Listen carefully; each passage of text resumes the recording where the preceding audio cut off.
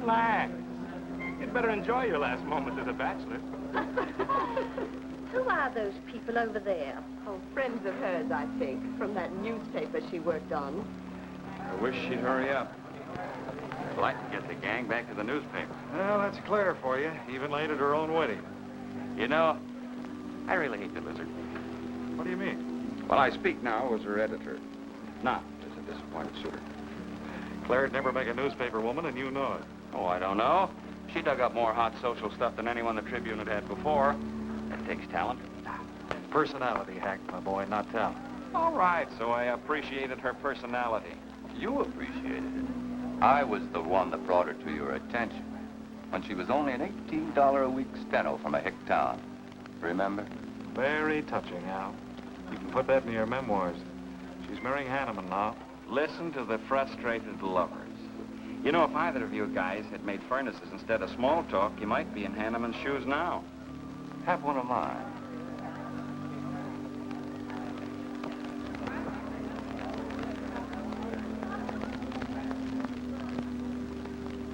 We do have memories, don't we, Les?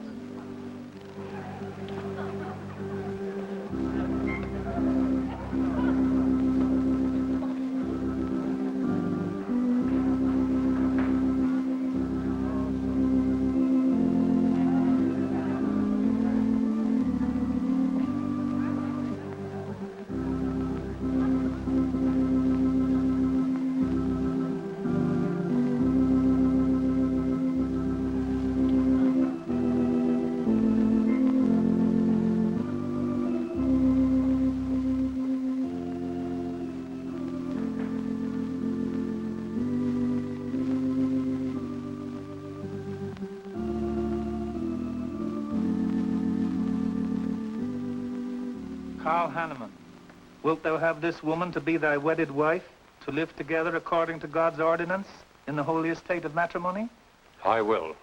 Claire Cummings, wilt thou have this man to be thy wedded husband, to live together according to God's ordinance in the holy estate of matrimony?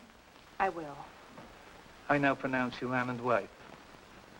You may kiss the bride.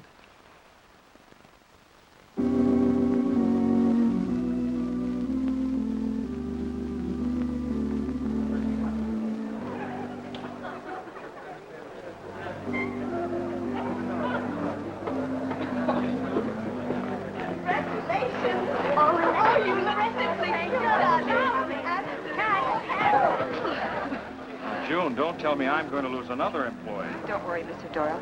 I don't even have a boyfriend. We better go in now and cut the cake. We'll have to hurry, darling, if we expect to catch that plane. I'll be right in. I just want to say my goodbyes to a few of the gang. All right, but hurry. Thank you. Thank you.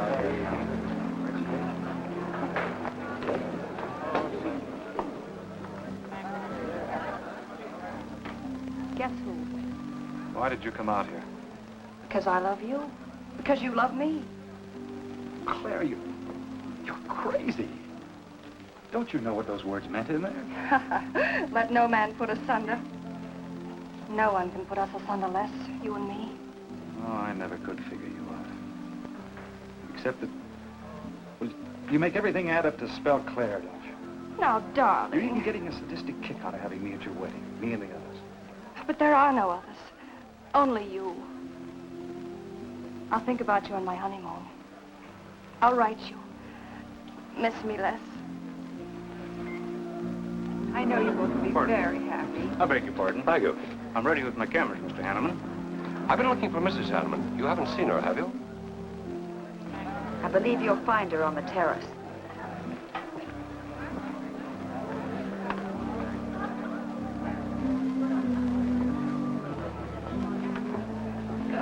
Carl, why aren't you entertaining the guests? I've been waiting for you, my dear.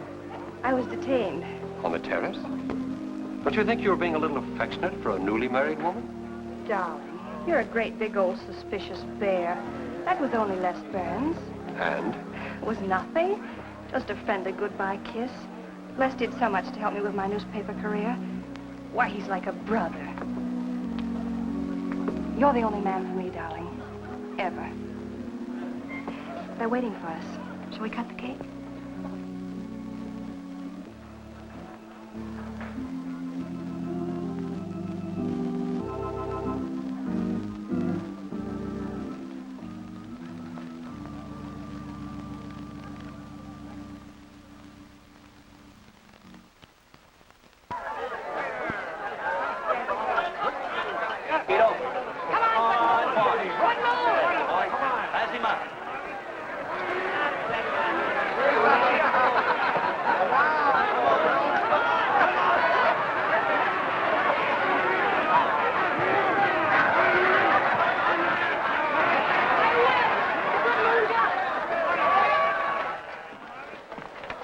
Wow. How much did he pay? $10.80. $10.80 for two. That's not bad.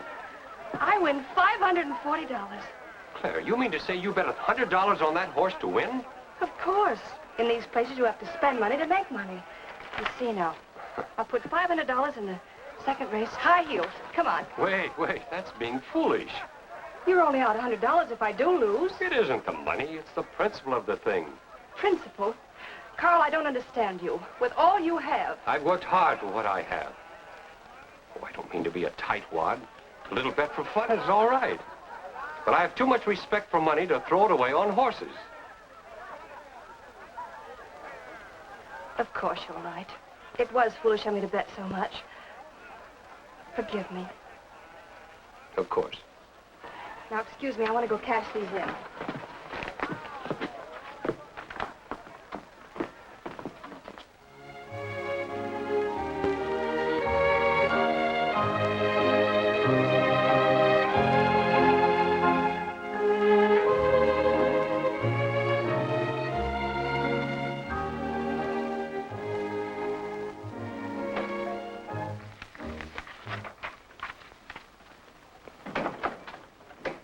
Hello, darling.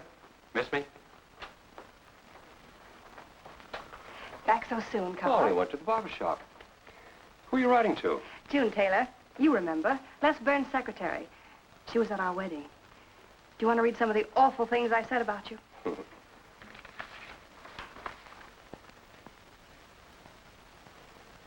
It's hard for me to believe that I'm so lucky as to have a woman like you in love with me. It's true, darling. Every word of it. I'm sorry, Claire.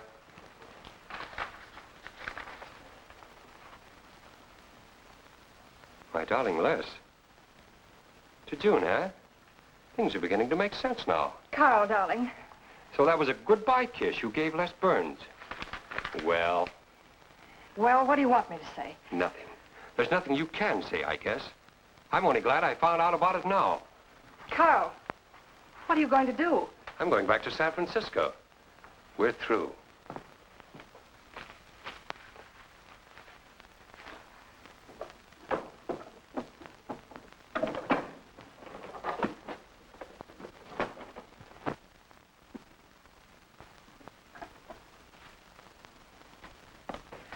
But what am I going to do, Carl? I don't care what you do. But I have no money. Thanks to your great generosity. That was enough for the week's hotel bill. You've got that money from the racetrack. Live on that. You'll not get another cent from me. Oh, no.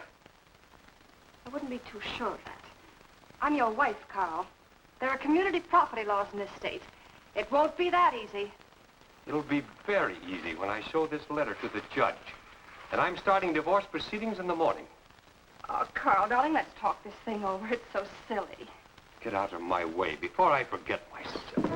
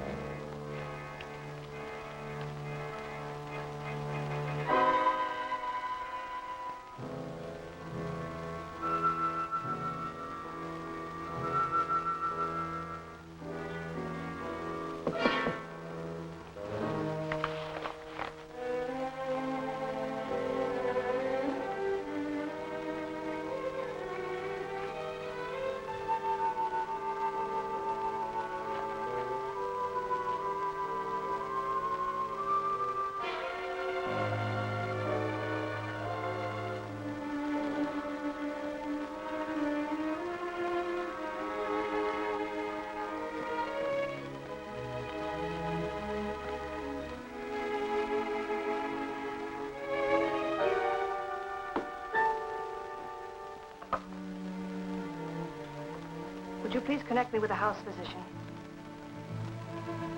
Hello, Dr. Hastings? This is Mrs. Carl Hanneman, Bungalow 9. Could you please leave a prescription for some sleeping tablets for me at the drugstore? I'll be needing them right away. I'm turning in early. No, that won't be necessary. I'm going out for a bite to eat, and I'll pick them up later. Thank you.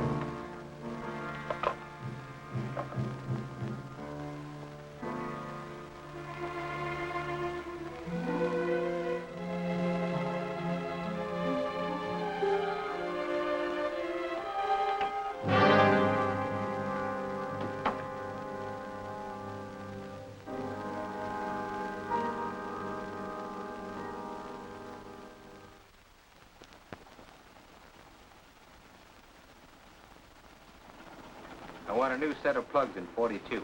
Okay, Blackie.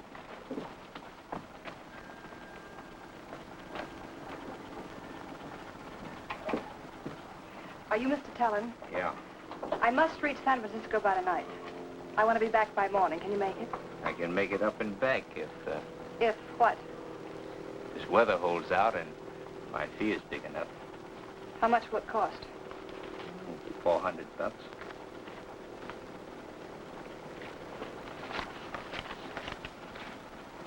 Why 5? I said 4. I know you said 4. I never made this trip. You never saw me. Understand? Sure. Sure, I don't even want to know your name. I'm glad we understand each other. Perfectly. Now, if you wait over there, we'll be ready to leave in a few minutes. Hey, Jack, roll out 41 and let's warm it up. Right.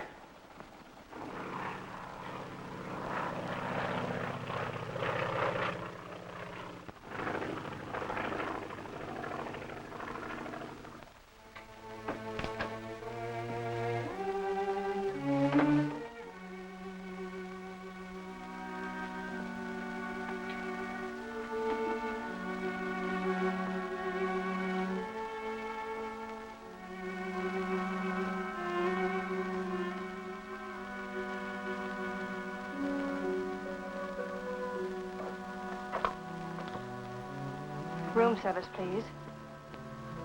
Hello? This is Mrs. Carl Hanneman, Bungalow 9. Would you please send a waiter over with the menu? Thank you.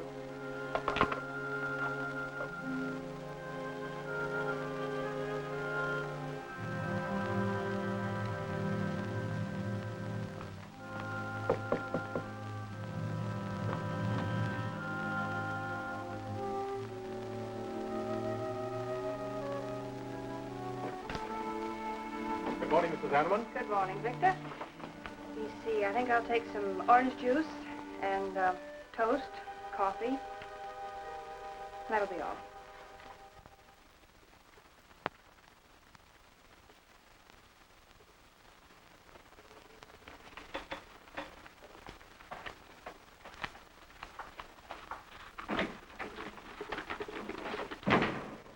How was the ball game? That was no ball game. It was a track meet. 12-0. This all the mail today? Yes. By the way, I meant to ask you sooner, but I'm going to have a little dinner party tonight for a couple I know. You're invited if you're not doing anything. Well, sure. What's the occasion? They're going to be married soon. They're awfully nice kids. Married. And the trouble will really start. Mr. Burns' office. Long distance calling. It's Mrs. Hanneman. Hello, Claire. Hello, Les. I'm so glad I caught you at the office. How's the honeymoon? It was interrupted. Carl had to go back east yesterday. Business, he said. He wanted me to stay over, wait for him here. But I'm not. I'm coming back to San Francisco tonight. You think that's sensible? Of course not. But I'll see you again. Look, I want you to arrange a plane ticket for me. Reservations are so hard to get at this end, it'll be easy for you. All right, Claire. I'll take care of it tomorrow. Tomorrow won't do. I'm coming home tonight. Okay, I'll wire you back on the time. I know you would help me. Be sure and meet me at the airport. I can hardly wait to see you. Goodbye, Les. Goodbye, Claire. June, get a hold of Hack Doyle. Have him get me a reservation on the 8 o'clock plane out of Los Angeles tonight. It's for Mrs. Hanneman. Are you planning to meet her? Yeah. Oh, I guess I'll have to cancel our dinner party tonight. It doesn't matter. Apparently, Claire can get anything she wants out of anybody at any time. Can't she?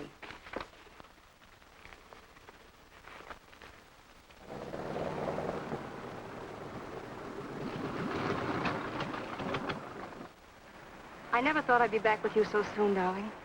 It's wonderful. It's crazy. Then why did you meet me? I don't know. I do. Because you still love me, don't you, Les? I'll get over it. I hope Carl stays in New York for a long, long time. That seems a bit odd. He didn't arrange his business affairs so they wouldn't interfere with his honeymoon. Yes, I thought so, too. You certain you and Hanneman didn't have some trouble? What kind of trouble could we possibly have had? Quarrel of some kind, perhaps over us. Now, wouldn't that be ridiculous?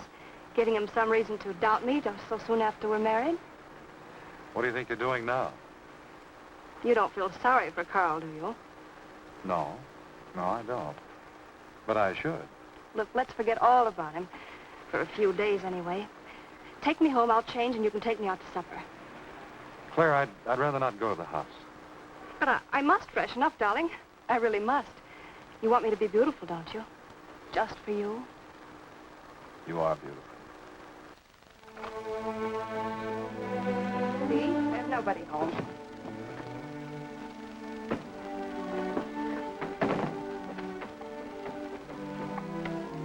Wait in there, darling. I'll be down in a minute. Come here. Oh, darling.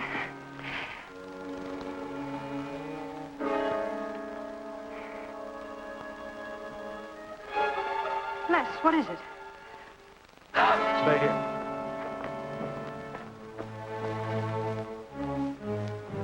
Carl.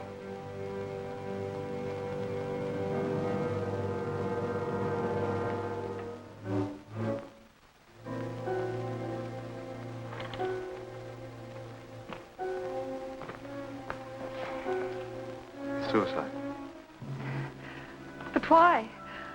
Oh, poor Carl. Claire, I thought you said he'd gone to New York. That's what he told me. I don't understand it. Why should he do such a terrible thing? You probably know as much about that as anyone. It's going to be one of the first things the police ask you. You can't stay here, darling. I'll take you over to Hack Doyle's. Where's your telephone?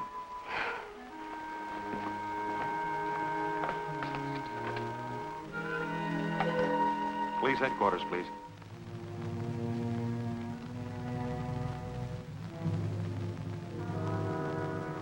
I thought of you and Hack right away, Mamie, and brought her over here. I hope you can put her up for tonight. Oh, of course. You can stay as long as you like, Claire. Thank you, Mimi. You're very kind. It's just too incredible. If you'd had any earthly reason. We were so happy. So very happy. And now there's... Oh, Hack, Claire's going to stay with us for a few days. Good. Plenty of room. The police are over there now. Murdoch said he'd stop by here later. You sure it was suicide? Fairly sure. With a man in Hanneman's position, a beautiful wife, and all that money? I don't get it. I don't either.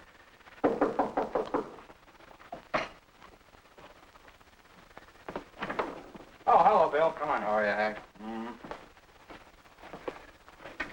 Hello, Claire. Hello, Bill. Sorry this had to happen to you. Sit down, Captain. How about a cup of coffee? Thanks, Miss Doyle. I won't annoy you for long, Claire. Just a few questions, routine. You know how it is. Of course. Les gave me most of the details over the phone. Your husband, by the way, has been dead for nearly 24 hours. How did it happen that Burns met you at the airport? He didn't happen to. I phoned him from Los Angeles. How come? Well, I was arriving late and alone. I knew Les would pick me up. Do you have any theory as to why your husband came to San Francisco after telling you he was going to New York? No. I didn't know anything about the business.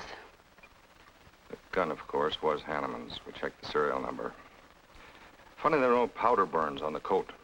Bill, a suicide doesn't always press a gun against his body. In that case... There would be no powder burns, I know.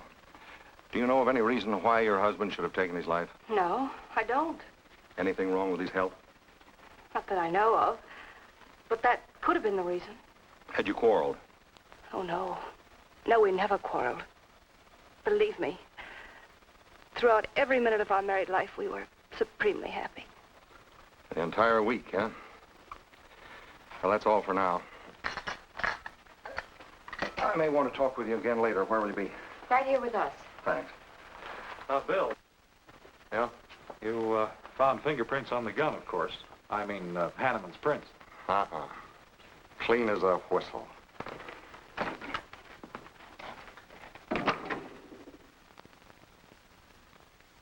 Good, Mr. Burns. That's the position you and Mrs. Hanneman found her husband.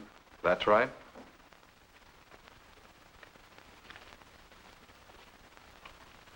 One more question, Mr. Burns. Your testimony at the coroner's inquest said you touched nothing. That's true. Then how did you know the man was dead without feeling his pulse or heart? Mr. Chalmers, I've been around enough to know a dead man when I see one, especially after 20-some-odd hours. You assumed that Mr. Hanneman committed suicide. Why? Well, everything points to suicide. Not in my assumption, Mr. Burns. Mrs. Hanneman, you say you saw your husband alive on Monday afternoon, and then the following night, which was Tuesday, you saw him again. Yes, but he was dead. I've told you everything. You don't need a weather vane to see which way this wind is blowing. Was it customary for the servants to take a vacation whenever Mr. Hanneman left on a trip and leave the house empty? Well, I don't really know. I didn't give orders to the servants. Carl, Mr. Hanneman ran the house. I hadn't moved in yet. I see that you also assumed that this was a suicide. Naturally, it couldn't have been anything else. That's what Mr. Burns said. According to the Police Scientific Detection Laboratory, the pistol found near the body was the one used in the death of your husband. But they found no powder burns on the clothes of Mr. Hanneman, nor fingerprints of any description on the gun. Furthermore, it was brought out that Mr. Hanneman couldn't have fired the gun because in making certain tests of his hand for traces of powder marks, none was found. Just what are you driving at? Simply this. Carl Hanneman was murdered. But unfortunately, I haven't enough evidence to hold either of you. You were out of town, and your alibi was proven. You're free to go. But let me give you a tip. I'm not buying any suicide theory, so the case will remain open. See you later, Ed. So long, Hack.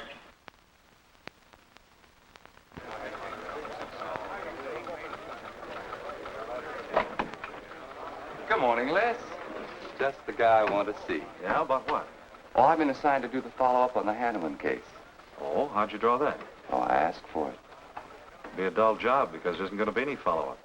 Just an ordinary suicide. Are you kidding? I never smelled an odor of fish so strong in my life. No fingerprints on the gun, and you call it suicide. So what? What makes you so sure? Can you give me a good reason for Hanneman killing himself? No, I can't. Perhaps he thought he had a good reason. And perhaps he didn't. So meanwhile, if I can dig up a plausible motive... Who asked you to dig up a motive, plausible or otherwise? I said, if I can dig up a motive, I'm willing to accept suicide. But if I can't, then it'll have to be murder. Still carrying the torch for Claire, Hyle? Not anymore. But somebody sure fixed it in a hurry for you to get Claire again. That's a nasty crack. So meanwhile, chum, walk a straight line, or you'll have people thinking you took a shot at Hanneman. You got a lot of work to do, Al. You're so right, boss.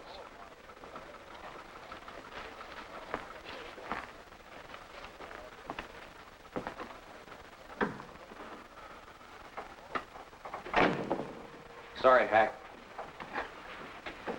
How's Claire taking it this morning? I don't know. She's still asleep when I left. Les, I'm worried about this deal. Police aren't buying any suicide theory. Is that why you put Herrick on the story? Maybe. He might dig up a suicide motive. What's your slant? Well, Hanneman killed himself. Nice try, Hack. You're about as subtle as a punch in the nose. You think Hanneman was murdered, don't you? Maybe I'm protecting someone. It's possible. But I'd like to protect someone if it isn't suicide. Like who? Like you. Who had a better reason? Hanneman's death meant that you'd get Claire back and $1 million odd bucks. That makes sense to a lot of imaginative characters around this town. I don't believe it for 1 second. But I still think it's safer to sell the suicide theory if Herrick can dig it up.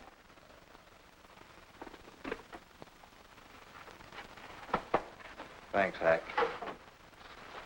But I didn't do it. Yeah. Send him in. Was Claire on the job? Hello, Batson. What's on your mind? The DA would like to see you gents in the morning. Says it's important. About 10 o'clock. What's he want us for? Don't you know?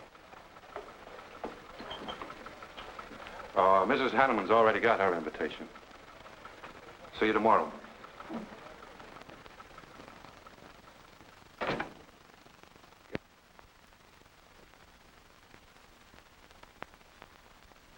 Eric really revels in pouring it on. Well, it's news. Nobody's been hurt. Yet. By person or persons unknown. Could have been worse. The DA certainly tried hard to tag it on somebody.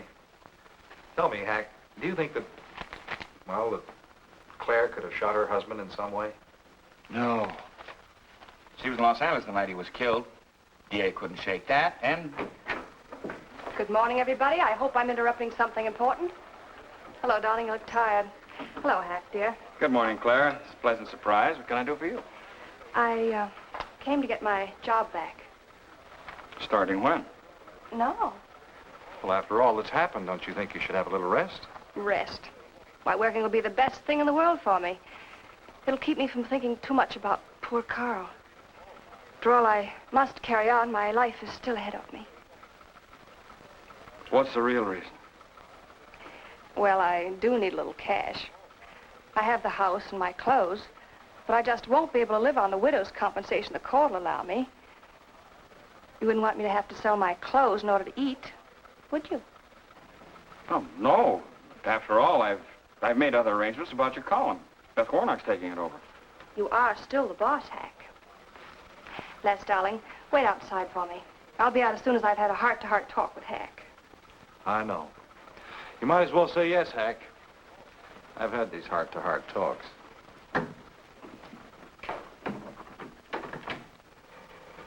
You will let me stay, won't you, Hack?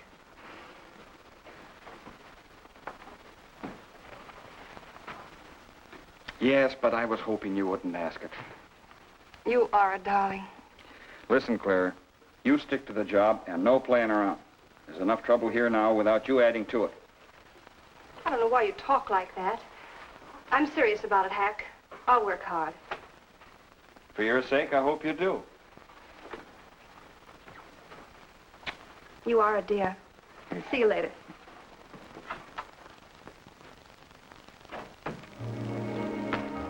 Well, see you later, Al. All right. Hopefully you're friends. Yeah, old friends.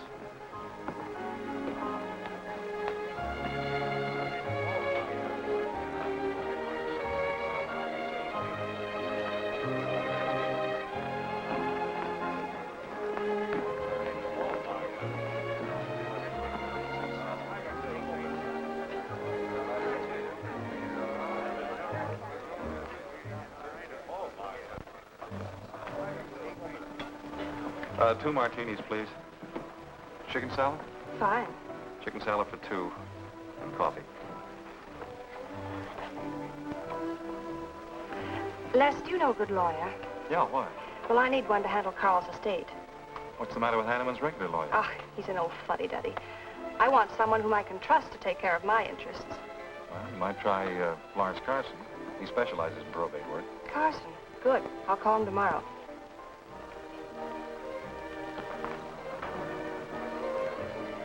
Do I know that man over there? You should. It's Stanley Mason.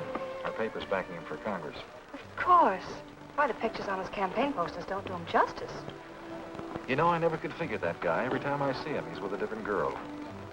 So? Oh, we'll have 4 Manhattans. Make them half French and half Italian vermouth.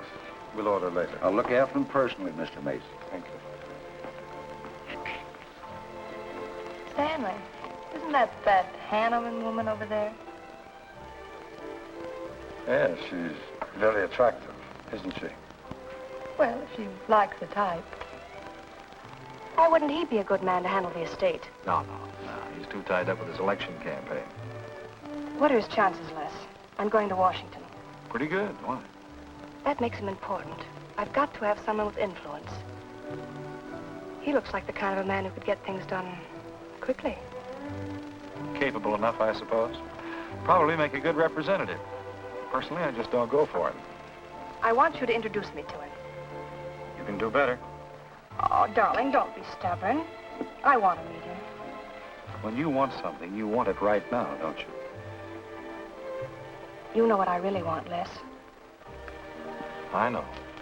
A fine old name like Hanneman, carload of dollars, social position, the tops. You're forgetting the most important thing. You see, that's just the frame. You're the picture in that frame. What's that about a frame? Sergeant Benson, won't you join us? No, but Burns here can join me. Been looking all over for you. The captain wants to have a little chat. Now. What is this, a pinch? No, just an interview. It won't take long. It's too bad you couldn't have found me at 10 o'clock this morning. I was in a dentist's chair. I'm sorry, Claire. It's all right, darling. I'll wait for you here.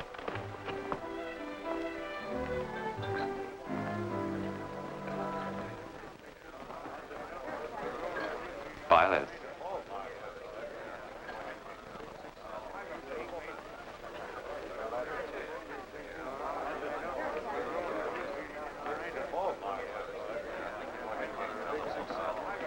Hello, Al. Don't tell me they finally grabbed Les for murder.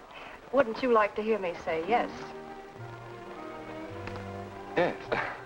Well, don't stop the presses. Yet. You're the most composed dame I ever saw. I don't believe you give a hoot whether this case ever gets solved. Oh, but of course I do. Really. Say, Al, how well do you know Stanley Mason? Quite well. I've planted some of his propaganda. You can do me a favor. A big favor. I want to meet him. Might be a good idea. I remember I once introduced you to a fellow by the name of Les Burns. Promptly lost you. Excuse me.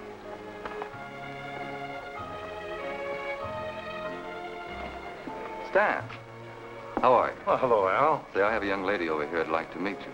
Just take a minute. Well, all right. Excuse me? Excuse me. Claire, this is Stanley Mason. Mrs. Hanneman. I'm so glad to meet you, Mr. Mason. How do you do, Mrs. Hanneman? Won't you sit down? Sorry, I can stay but a minute. I know you think me rather forward, but being an attorney, you can understand my predicament. I'm desperately in need of someone to administer my late husband's affairs. I thought perhaps you could help me. Well, I hadn't intended on taking on any more work this summer. My campaign requires so much attention. However, supposing you come to my office at, say, 4 o'clock, we can at least talk it over. Oh, thank you. I would appreciate it. Here's the address. So, until then... Oh, excuse me. Sorry. Thank you, Al. Don't mention it.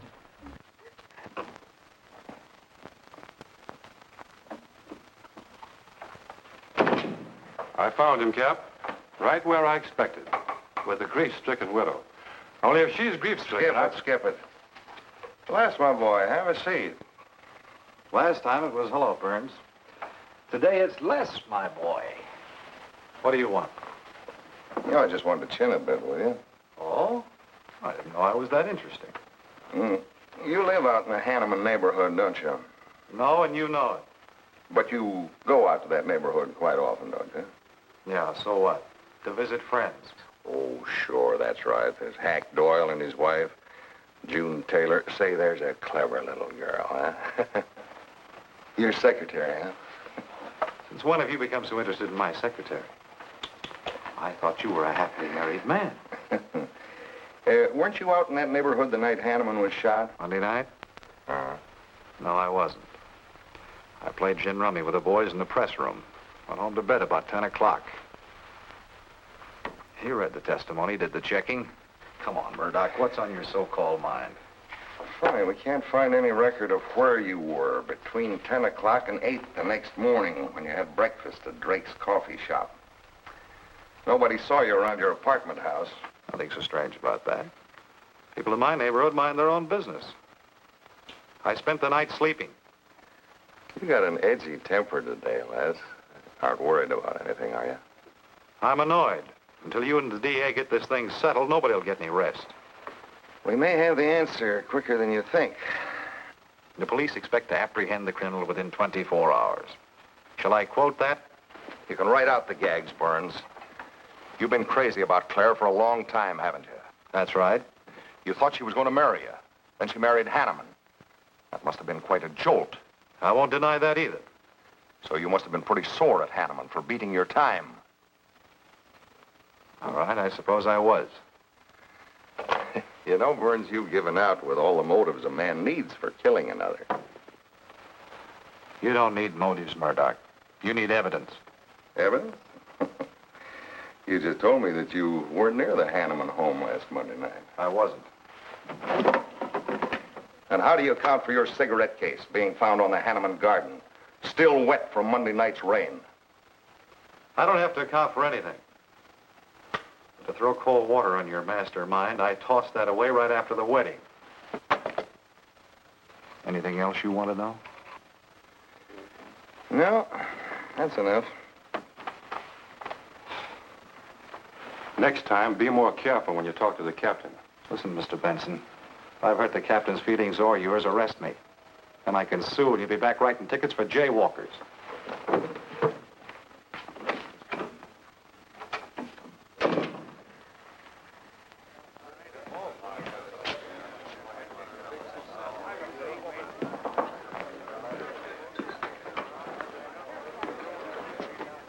You rent that stool by the month? Well, Lester. Where's Claire? Oh, Claire isn't here. She had an appointment. Did she go back to the paper? No, about this time, she should be walking into the inner sanctum of that courageous and fearless champion of the people's rights. That distinguished candidate for the Congress of these United States. Mr. Stanley Mason. You sound like you're on Stanley's payroll. I introduced them. You seem to have a talent for that sort of thing. Thank you. I believe that's all the information I need, Mrs. Hanneman. I can't possibly find words to express my gratitude in your consenting to help me. Oh, believe me, it's a pleasure. A little pressure in the right places should settle the matter quickly for you. Thank you again, and good luck in the election. Oh, thank you. I suppose you'll be leaving for Washington immediately if you do win. Yes, if I win. You will. I know you will. Well, I really must be going. Oh, can't I drop you off somewhere? I'm sorry. Not this evening. Mr. Burns is taking me home. He's the gentleman you saw me with today.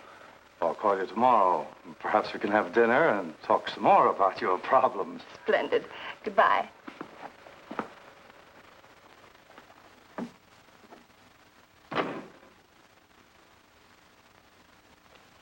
Look, Claire, don't you think you ought to stay over at Hackdale's a little longer?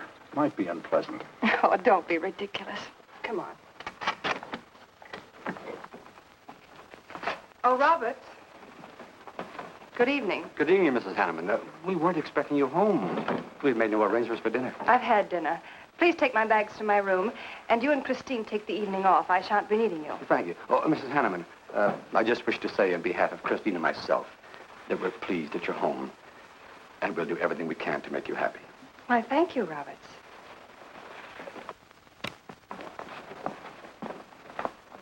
Well, come in, darling. You aren't afraid of Carl's ghost, are you?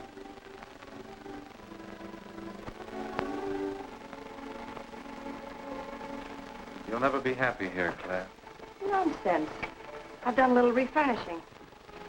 Well, that ought to help a little. Les, what did Murdoch want with you? You had an idea I might have paid a visit here Monday night. You didn't, did you? Of course not. It also seems I had a motive to kill Carl. But of course you did. If you were that kind of a person. Murdoch's only fishing. Well, he knows I've been in love with you for a long time. I told him. You told him? Why not? It's true. You want them to keep working on you, so they'll stay away from me. That's it, isn't it? Yeah, that's it. I said I'd stand by. And you have. And I love you the more for it. You know I do love you, don't you, darling? I think you do, Claire. In a peculiar, mixed-up sort of way. I never should have married Carl. I didn't really love him, but he offered so much. Things I never had. But that's all over now. No, it's not all. And it won't be until they find his murder. They will. And there'll be nothing to keep us apart again. Ever. Claire, if I could only sell myself on that. You've got to, Les. You've got to.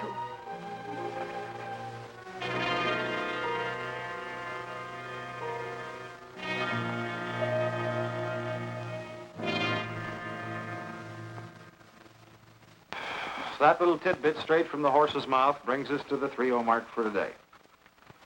See you around about this time tomorrow. Les Burns. You're pretty sharp today. That's the best column you've done in 2 weeks. Thanks. You say so, it must be all right. Hi, pal. Hello, Harry. Hear about your girlfriend? They dragged her in this AM. Murdoch and the DA gave her quite a going over. No use charging to the rescue, Les. Stanley Mason already beat you to it. What do they want with her, Al? Well, it seems they had a hunch Claire made a fast round trip into town the night her hubby joined his ancestors. Seems they thought her alibi about being in L.A. the whole time was the bunk. Oh, that's ridiculous. Oh, is it? Well, you'd know more about it than anyone. Jones, put that through, please.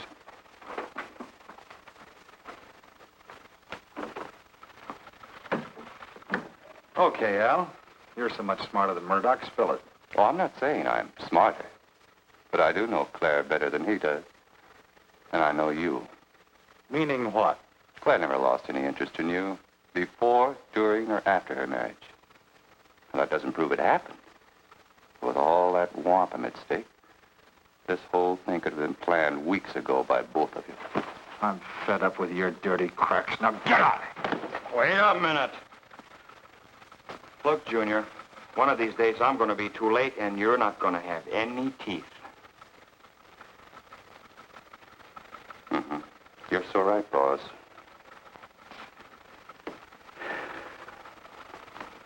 What's wrong, Les? Nothing. Forget it. That's the way you want it? If anybody wants me, I've gone for the day. Have one for me, too.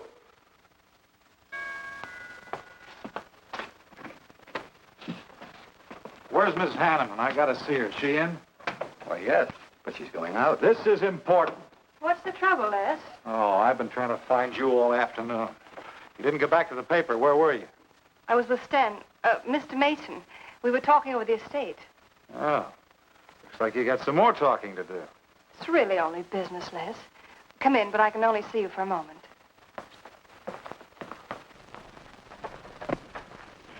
You've taken on quite a package tonight, haven't you, Les? Well, I've had a few drinks. Sitting over at Renard's. Been thinking things. Crazy things. Not me? Yes, you. Murdoch and the DA asking you all those questions. It's nothing to be disturbed about. I'm not so sure. Why do you say that? Were you in this room Monday night? What? Why, you know I wasn't. I don't know anything. But I wouldn't lie to you. Have I ever, Les? Claire, there's only 2 people could have profited by Hanneman's death.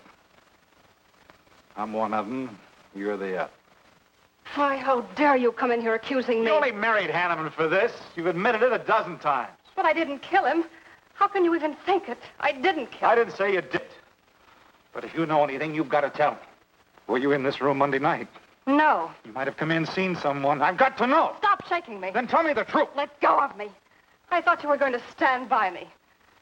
Why, you're drunk. I'm only trying to help you and me. Ha. Help me. You're accusing me of murder. How do I know you didn't kill him? You were in town. Claire. I've as much right to accuse as you have. But I'm not accusing you. Get out of this house. I once said I couldn't figure you out. I can now. You're not a normal woman. You're not warm. You're cold, like ice. Yeah, like ice. Blonde ice. Get out of here.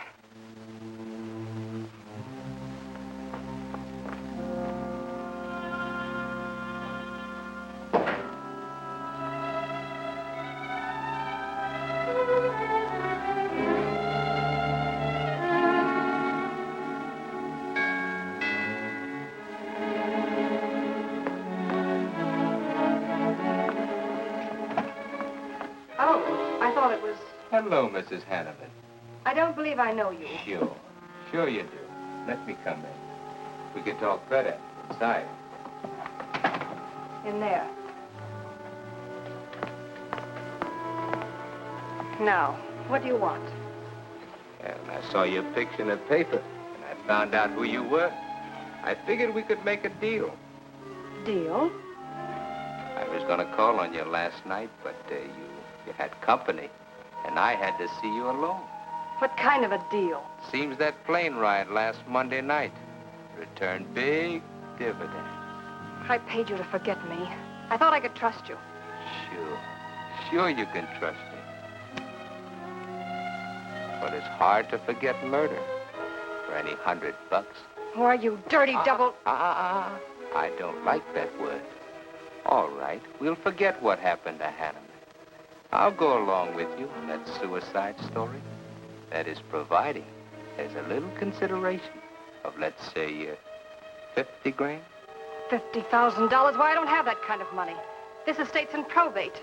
I won't receive a thing for months. I can wait. But in the meantime, I'll take this. I know a little man who'll lend me money on it. All right. All right. Just don't come near this house again. But I will keep in touch with you. Quick, out the terrace door. And don't forget, Mrs. Hanneman, I'm not kidding about that 50G.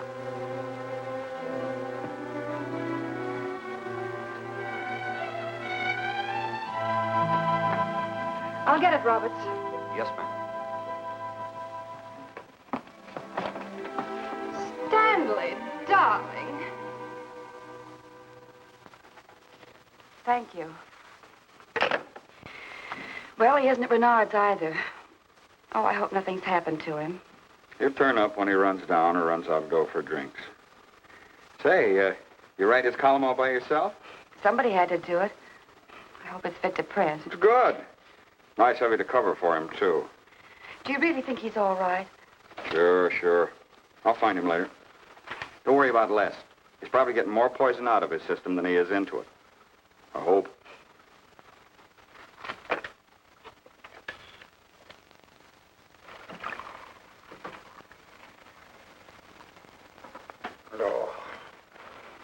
Oh, June.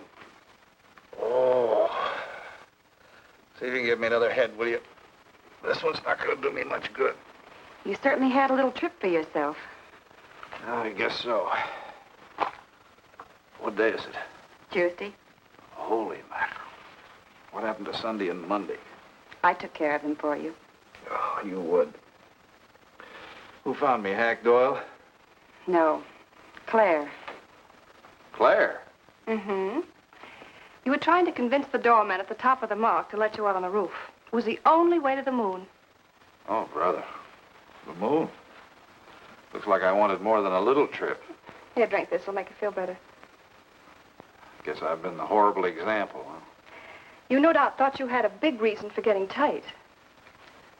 I had to get away from something. Something wasn't good for me. Have any luck? I don't know. I'm never going through this again, I can assure you of that. June. Well, I guess I'd better get back to the office. Well, thanks a lot for looking after me, June. I'll be down after a while, if I can make it. Don't hurry.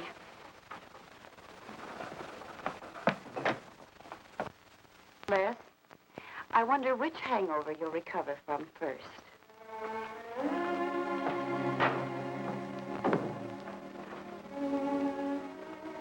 I thought we were all washed up, Claire.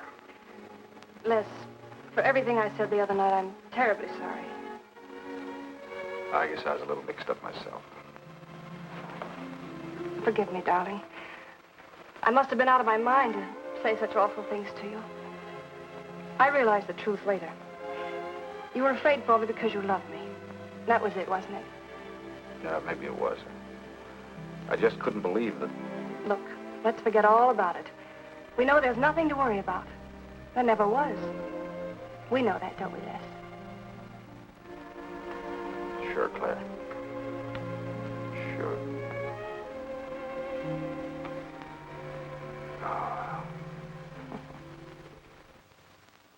Here's to our new congressman. May your career be long and successful. Thank you, darling. Jeff, but aren't you both a bit early?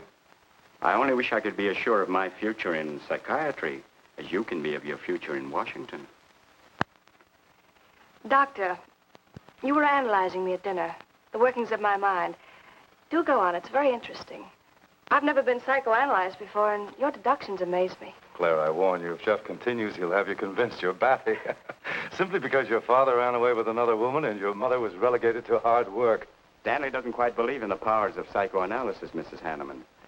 But if either of you could spend a day in my office listening to some of my patients, you'd see the logic of my deductions.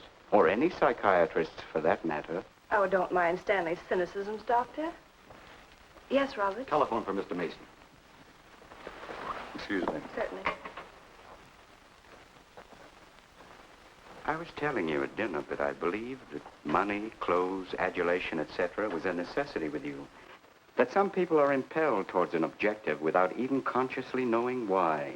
Is there something criminal in my being ambitious? Why, no. Criminal? Of course not. Unless your ambitions take a perverse form, then you'll stop at nothing, right or wrong, to get what you want. They say the female of the species is deadlier than the male. Go on, Doctor. Sorry to interrupt, darling. It was my campaign manager. He arranged a last-minute radio interview for tonight. I'll have to leave. You can drop me off downtown, Stanley. I'll get my coat. All right. You forgive me, darling? Of course, honey. I'm so proud of you. Oh, I almost forgot the good news. I had lunch with the DA this noon. It looks like Hanneman's murder is going to be filed away under crimes unsolved. It's their opinion that it must have been done by a burglar. Oh, I'm so glad, really. Now I'll be able to go with you to Washington with a clear conscience. Say, you haven't told any of your friends about our plans, have you? Oh, no, of course not. Good. We'll surprise them tomorrow night. Yes, we certainly will. Ready? Yes, thank you.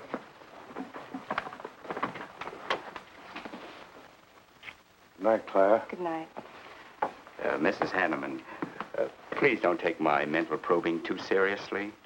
You're a very charming hostess. So don't worry. I never worry. Good night. Good night.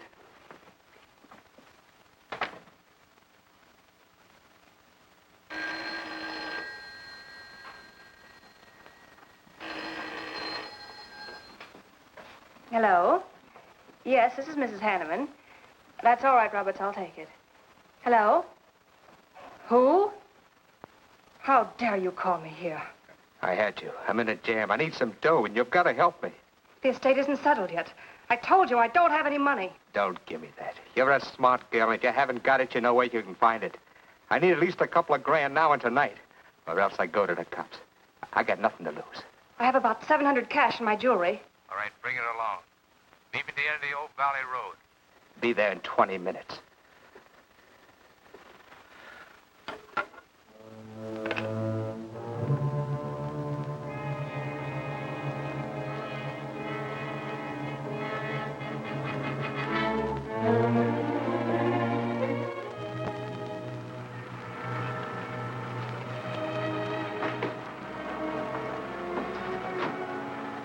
Did anybody follow you?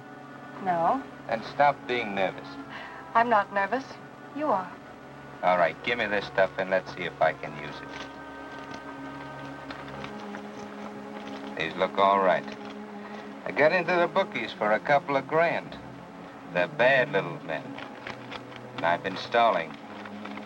Tonight they told me, pay off or else. They wouldn't kill you for $2,000. They'd kill for a lot less. That's why I had to put the bite on you. Thanks, Mrs. Hanneman.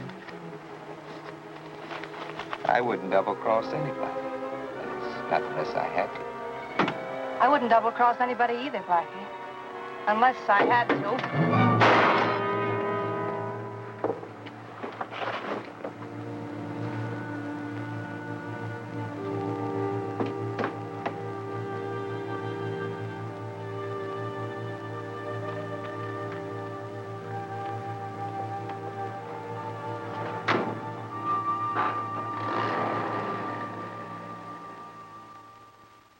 First returns have been received from the 12th precinct. Mason, 311, Jeffers, 282, and Allen, 91. That just about cinches it. If I can do that well in the 10th, I can carry them all. My gratitude, Doyle. Without your paper in back of me, I wouldn't have had a chance. Think nothing of it, Mr. Mason? We're glad we backed the right man. Well, it looks like you're in, Mr. Mason. Congratulations.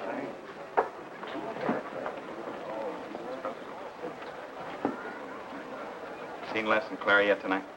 No, I guess she's waiting to make her grand entrance. It's about 100 times you've asked for them, huh? What gives? Nothing?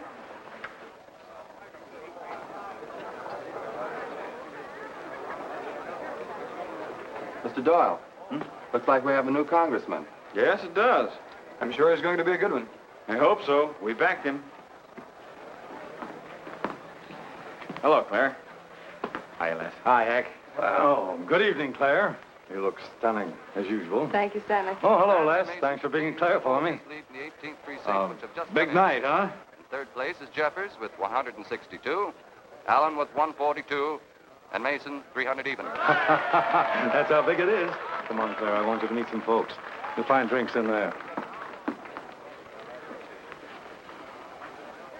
Look, Les, there's something on my mind. I want to tell you about it. You better have a drink first. Sure.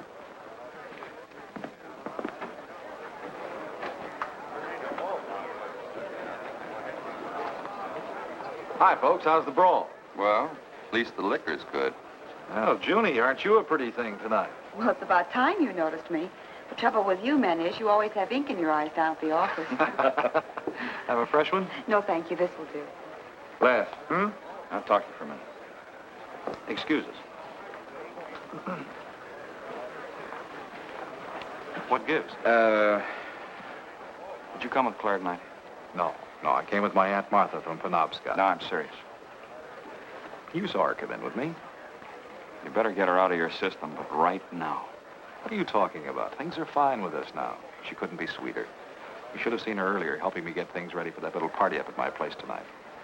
How about a speech, Mr. Mason? We haven't had one. Come on, Stanley. Yeah, give us a speech. That's all I need.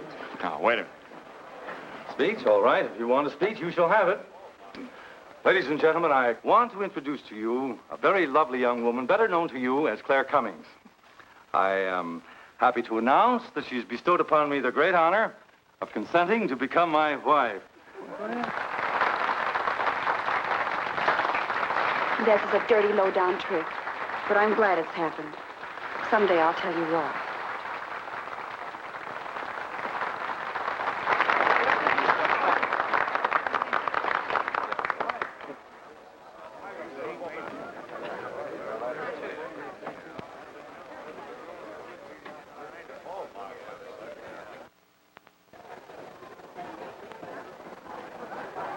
All the best in the world, my dear. That was quite a speech you made, Stanley. Surprised, Jeffrey? Aren't you going to congratulate us, Doctor? It's customary. Hate to take you away at this moment, Stanley, but there's something I must talk to you about. It's important. But of course, Jeffrey. Will you excuse us? I know you'll enjoy living in Washington. When do you plan to have the wedding?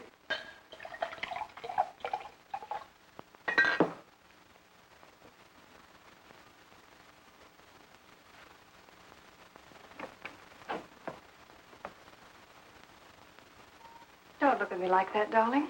And what are you doing here? I wanted to see you alone. Sure, not a husband in sight. Dead or alive. I didn't have a chance to explain. No one can put us asunder, Les. You and me. It was more effective last time with wedding music, remember? Oh, you're cruel. I didn't mean to hurt you, and you are hurt, aren't you? That's how much you bother me now. Not a quiver. What about your heart? Claire Cummings, Hanneman, Mason. If this keeps up, you won't be able to get your initials on your silverware. I can't help it, Les. I do love you, but you could never give me the things I must have. Money, importance. With me, they're a necessity. Oh, stop it, Claire. You're like a poison. Take a little bit and you're finished. But too much becomes an antidote. All right, darling. But if we've really come to the end,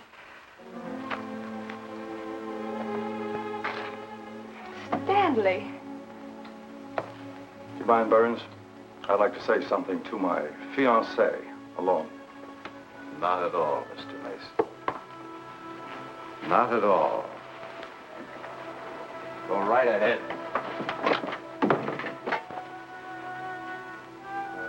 The congratulations are hardly over before I find you in the arms of your old sweetheart.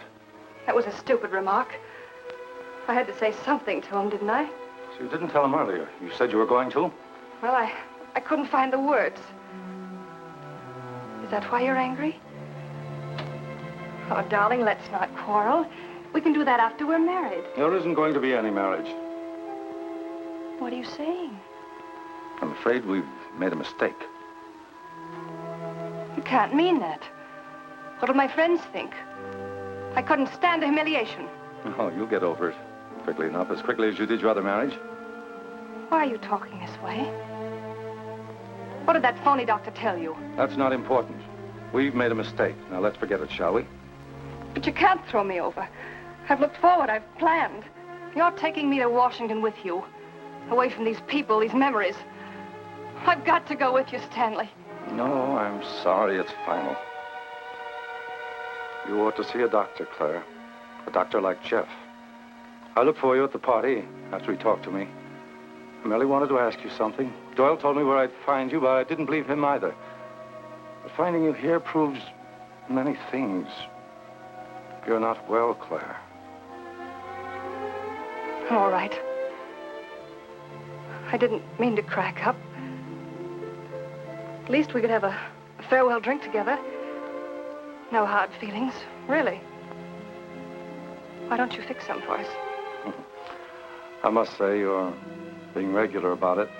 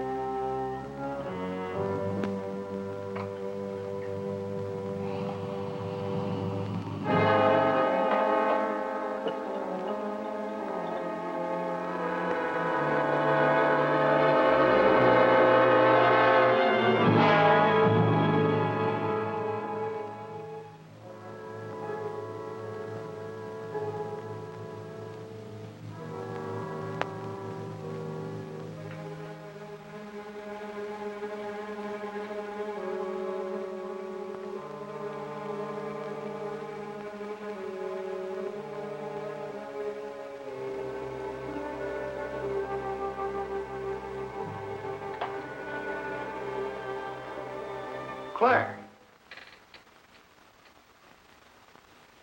What have you done? I did nothing. You killed him, Les. I killed him? Don't you remember? You came in just a few minutes ago. You saw us talking. You looked funny. Crazy. You said you were going to kill Stanley because he stole me from you. So you picked up the knife and you stabbed him. You're out of your mind. No, I'm not. You're insane. No. No, I saw you do it.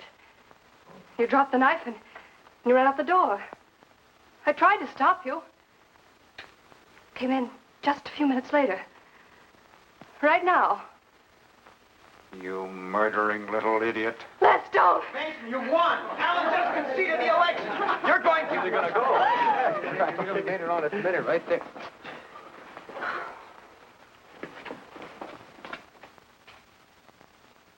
So you see, Doctor, the evidence is really stacked against Les Burns. I and the others feel that he's absolutely innocent. Now, I asked you down here to see if there wasn't something you could do to help us prove Les is innocent and Claire's guilt. Because just as sure as my name is Hack Doyle, she's framed him. I agree with you 100%. I am positive that Mrs. Hanneman killed Stanley.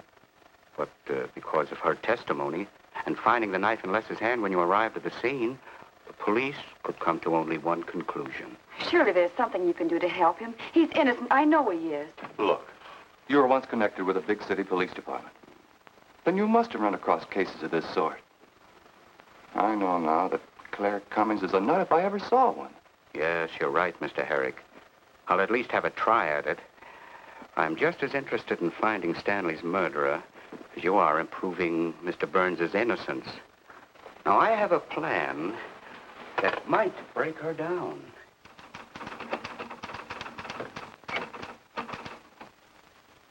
Well, good morning, Dr. Clippinger.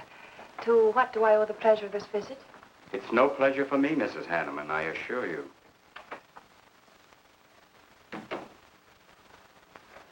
I just came to ask one question.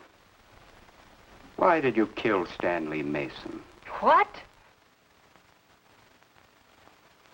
How ridiculous you are, Doctor. Am I? You see, I had a talk with Stanley last night concerning your betrothal and advised him against it. It's safe to assume that when he came to tell you there wouldn't be any marriage, you killed him in a fit of anger and then concocted a story to implicate Mr. Burns. It's the most absurd accusation I ever heard. You seem to forget that Les Burns' fingerprints were found on the knife and that he was seen standing with it in his hand. The police have all the facts, Doctor. Not all of them.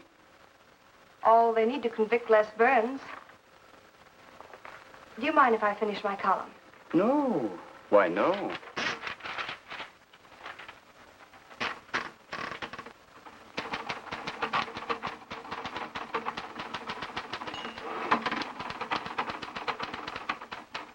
I suppose you'll tell the police I killed Stanley and give them that fantastic story to back up your accusations. It won't sound so fantastic to them, Mrs. Hanneman. I discovered one or two other flaws in your story. They'll laugh at you. It's insane, absurd. Oh, you're wrong. You see, I've spent my life delving into distorted minds like yours. I worked for the police for many years as a consulting psychiatrist. You sound more like a hypnotist. And I'm quite fed up with your insane theories. Now, Doctor, looking for something, Hank? Police are on their way. Police? What for?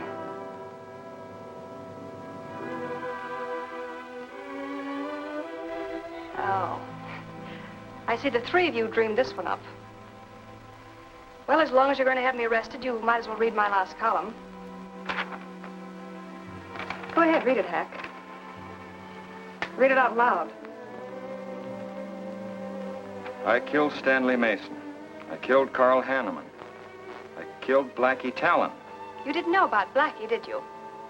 You hid that story on page 5. Unsolved robbery and slaying. I killed Stanley Mason because he no longer wanted to marry me. Stanley Mason was the top of the ladder for me. The top rung. I had money. And now I was going to have position. He was taking me to Washington with him. I could leave then without making the police suspicious. Clever of me, wasn't it? Why did you frame Les Burns? Why? Because he caught me with blood on my hands. Because at last even he had discarded me. I never loved any of them. You, Al, Hanneman, Mason. But Les, I wanted to hang on to him. He was of no use to me, but I couldn't let him go. Maybe I did love him. Hello. Miss Cummings? No, she's off. I'm glad you confessed, because you never could have gotten away with it much longer. I would have, but to per you, Dr. Clippinger. You with your slimy scientific snooping. As soon as you came in, I realized it was you who turned Stanley Mason against me. You sent him to his death just as much as I. Sit down, Claire. Why, but for you, I'd have everything I ever wanted in life. I hated you because you were the first man who ever saw inside my mind. And I'm gonna kill you. Let go of my arm!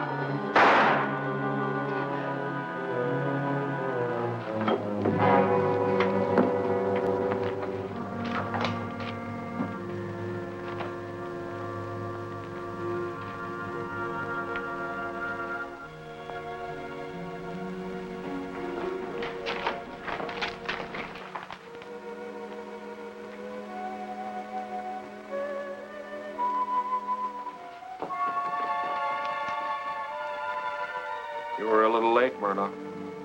Well, it was probably better this way. I can scarcely believe it. A woman as beautiful as that. You didn't know her very well. None of us really knew her very well.